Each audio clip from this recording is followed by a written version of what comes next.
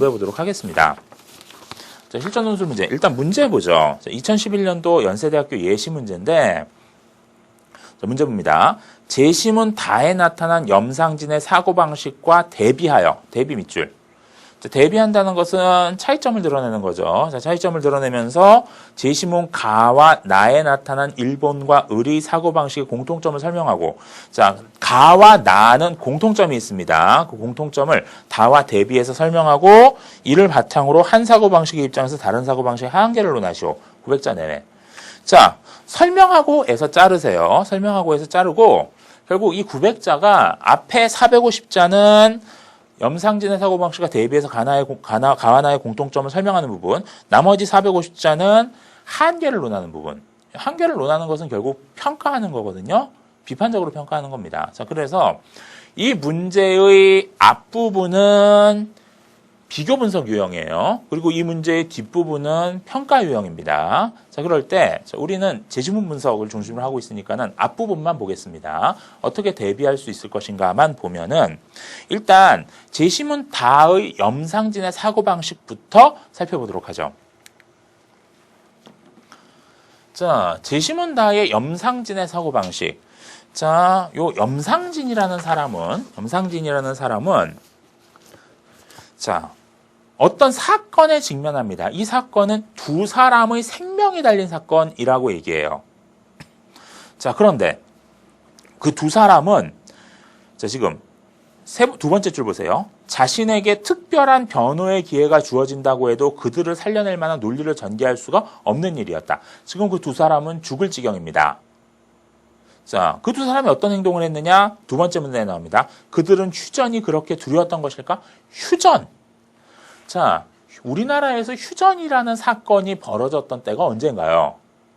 6.25 전쟁 때죠. 자, 6.25 전쟁 때를 배경으로 하고 있습니다. 자, 두 번째 줄. 무엇하러 입산을 했던 것일까? 일시적인 피산이었을까? 자, 입산, 산에 들어와 있습니다. 자, 이들이 어떤 사람들인가요? 자, 왜 작년 말에 실시한 하산 권유를 듣지 않았던 것일까? 저들의 감정적인 초기 보복 때문에 산이 더 안전하다는 기회주의적인 판단을 내린 것일까?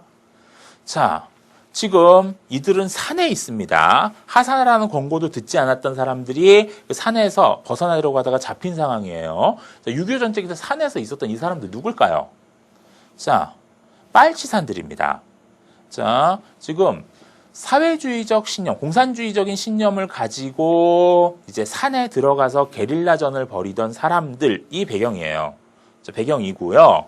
자, 그런 상황에서 지금 이 두 사람, 죽으리게 처한 이 두 사람은 기회주의적 판단을 했다라고 염상진은 이야기합니다. 자, 그러면서 세 번째 문단 보세요. 그렇게 배울 만큼 배웠으면서도 역사에 대한 전망을 그렇게도 할 수 없었을까? 자, 이 두 사람은 역사에 대한 전망을 하지 못한 사람이라고 이야기합니다. 역사를 신뢰하지 못한 사람이라고 이야기합니다. 자, 그러면서 이것은 치졸이며 비겁이다 라고 이야기합니다. 자, 그러면서 세 번째 문단, 세 번째 줄 뒷부분. 애초에 역사의 선택은 목숨의 위험을 뛰어넘는 차원에서부터 시작된다. 목숨을 악고하는 자가 어찌 혁명에 나설 수 있으며 피 흘리기를 두려워하는 자가 어찌 투쟁에 뛰어들 수 있겠는가. 자, 지금 이들은 빨치산이죠. 혁명을 하려는 사람들입니다. 뭐 어떤 사회주의 혁명 이런 것들을 꿈꾸는 사람들이겠죠. 그러면서 이런 혁명을 꿈꾸는 사람들이 결국 자기 목숨이라도 바쳐야 돼 라는 이야기를 하고 있는 겁니다. 자, 그러면서 자, 자기 목숨을 잃어버리는 것을 두려워해서는 안 돼 라고 이야기합니다. 자, 그리고 결국은 밑에서 세 번째 줄. 혁명에서 대가를 바랄 때 목숨에 연연하게 되고 목숨에 연연하면 투쟁력이 약화되면서 기회주의가 싹트게 된다. 이런 이야기를 합니다.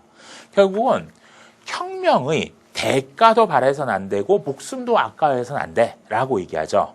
거기에서는 이익이나 손실 같은 것은 전혀 생각하면 안 돼 라고 얘기하고 탈주를 감행한 그 두 사람 결국은 빨치산 활동을 하다가 이제 도망가려고 했나 봅니다. 이 도망가려고 한 사람에 대해서 목숨에 연연하는 기회주의자들이다 라고 이야기를 하고 있습니다. 자, 염상진의 사고방식 나오죠. 자, 지금 염상진은 혁명에 가담한 자는 성공 확률이나 대가를 따지지 말고 신념에 따라 행동해야 한다고 이야기합니다. 자, 손해가 얼만큼이냐, 이익이 얼만큼이냐 이런 거 생각하면 안 돼요. 자기가 생각하는 신념 또는 대의, 명분 이런 것에 따라서만 행동해야 돼라고 이야기합니다. 그래서 이익이나 손실 같은 결과보다 오히려 행위 그 자체의 정당성을 중요시하는 그러한 사고방식을 가지고 있는 거죠. 자, 지금 이 제시문 가나다는 전부 사례 지문입니다. 사례가 나오고 그것을 개념화해 주는 것이 필요하거든요. 자, 그럴 때 여기서는 이 염상진이라는 사람은 어쨌든 간에 이익이나 손해 같은 거를 따지지 않는다. 요 개념이 들어가야 할 거고요. 자, 그리고 그렇기 때문에 어떤 신념, 가치를 우선시하는 사람이다라는 개념도 들어가야 할 겁니다. 어떤 신념이 다른 모든 것들을 우선시하는, 사실 목숨이라는 건 굉장히 큰 건데 그 목숨조차 버리면서까지 그 신념, 그 대의명분을 실현해야 돼라는 생각을 하는 사람인 거죠. 자, 이 염상진의 사고방식은 이런 식으로 볼 수 있고요. 다음, 이제 우리는 가와 나에 나타난 일본과 을의 사고방식의 공통점을 설명해야 됩니다. 자, 그럴 때 자, 여기서 일본은 지금 이 일본을 고립시키려는 미국과 유럽, 이 서구 선진국들의 시도에 걸려버렸습니다. 그래서 이거는 이 서구 선진국들은 지금 이 일본이 중국을 침략하고 자신의 영향력을 확대하려는 그 상황을 막고 자신들의 영향력 아래 일본을 복속시키려고 하고 있는 상황이거든요. 자, 그런 상황에서 일본은 선택할 수 있는 게 두 가지밖에 없었습니다. 자, 두 번째 문단의 위에서 다섯 번째 줄. 자, 일본은 중대한 선택의 기로에 놓이게 되었다. 즉, 일본은 미국의 정치적인 방식으로 항복하거나 아니면 군사적인 수단으로 동남아시아의 원자재 공급원을 강점하는 전략을 택하지 않을 수 없었다. 자, 이렇게 얘기합니다. 결국은 정치적 항복을 하면은 일본이 미국의 영향 아래 복속됩니다. 자, 아니면은 군사적 침략이에요. 군사적 침략을 하면 그럼 어떻게 되느냐? 자, 그러면은 자, 마지막 문단 밑에서 네 번째 줄. 그럼에도 일본은 만일 선제 공격을 감행한다면은 자신들이 초반에 승리할 확률이 70-80% 정도라고 보았다. 미국과 장기전을 벌일 수는 없지만 전쟁 초반에 큰 타격을 입히고 평화협상에서 유리한 입지를 차지하겠다는 계산이었다. 이렇게 얘기를 합니다.